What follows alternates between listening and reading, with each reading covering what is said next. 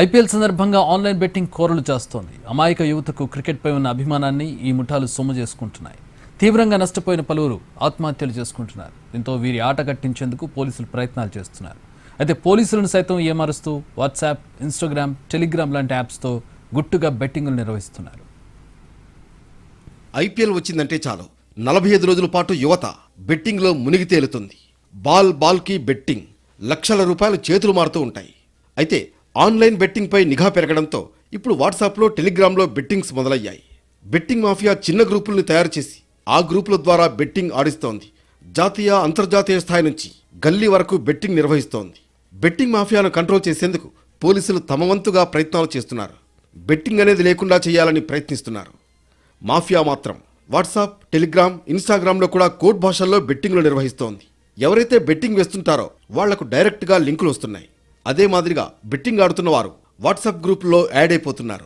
టెలిగ్రామ్లో లిమిట్స్ లేకపోవడంతో అందులో ఎక్కువ మంది యాడ్ అవుతున్నారు. గుట్టుగా పర్సన్ టు పర్సన్ నడుస్తున్న ఈ బెట్టింగ్ వ్యవహారాన్ని కట్టడి చేసేందుకు అన్ని ప్రయత్నాలు చేస్తున్నారు. హాట్ ఫేవరెట్గా ఉన్న జట్లపైన అధికంగా బెట్టింగులు కాస్తున్నారు. చాలామంది అప్పులు చేసి మరీ బెట్టింగ్ ఆడుతున్నారు. కెప్టెన్, ఓవర్, 6లు, 4లు, గ్రౌండ్, ఇలా ఒకటేమిటి, క్రికెట్లో ఉన్న అన్నింటి మీద బెట్టింగ్ నడుస్తోంది. పట్టణం, పల్లె అనే తేడా లేకుండా జోరుగా సాగుతోంది. జూదం వ్యసనంలా మారి జేబులు ఖాళీ చేస్తోంది.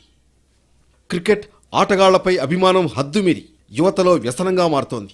ఆటను చూసి ఆనందించాల్సింది పోయి ఏకంగా బెట్టింగ్లకు పాల్పడుతూ ఇళ్లు గుల్ల చేసుకుంటున్నారు. వేలాది రూపాయలు బెట్టింగ్ కాస్తూ కొందరు యువకులు అప్పుల పాలవుతున్నారు. ఈ బెట్టింగ్ వ్యవహారం పట్టణ ప్రాంతాల్లోనే కాకుండా గ్రామీణ ప్రాంతాలకు చేరింది. మ్యాచ్కు ముందుగానే జట్టు బలాలను అంచనా వేస్తూ బెట్టింగ్కు పాల్పడుతున్నారు. కొందరు అభిమాన కెప్టెన్లపై నమ్మకంతో బెట్టింగ్ దిగుతుండగా మరికొందరు జట్టులోని క్రీడాకారుల ఆట తీరుపై బెట్టింగ్లు కాస్తున్నట్లు తెలిసింది. ఒక్కసారి వారి అంచనాలు తారుమారై నష్టపోతున్నారు. బెట్టింగ్ చెల్లింపులన్నీ ఫోన్పే ద్వారానే సాగుతున్నాయి. బెట్టింగ్లో పాల్గొనే వ్యక్తులు మధ్యవర్తికి ఫోన్పే ద్వారా డబ్బులు పంపిస్తున్నారు.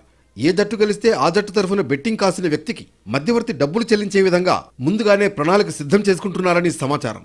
అధికారులు స్పందించి బెట్టింగ్లకు కళ్ళెం వేయాల్సిన అవసరం ఉంది. లేదంటే మే నెల 25న జరిగే ఐపీఎల్ ఫైనల్ మ్యాచ్ వరకు బెట్టింగ్ల జోరు కొనసాగే అవకాశాలున్నాయి. ఇప్పటికే చాలా మంది బెట్టింగ్ యాప్స్లో డబ్బులు పెట్టి నష్టపోతున్నారు. కొందరు సూసైడ్స్ చేసుకుంటున్నారు కూడా. అయితే బెట్టింగ్ అనేది పచ్చి మోసమంటున్నారు పోలీసులు. పొరపాటును కూడా వాటిపై పందాలు కాయవద్దని, జేబులు గుల్ల చేసుకోవద్దని సూచిస్తున్నారు. మీతో పాటు మీ కుటుంబాన్ని నష్టాల్లోకి నెట్టవద్దని విజ్ఞప్తి చేస్తున్నారు.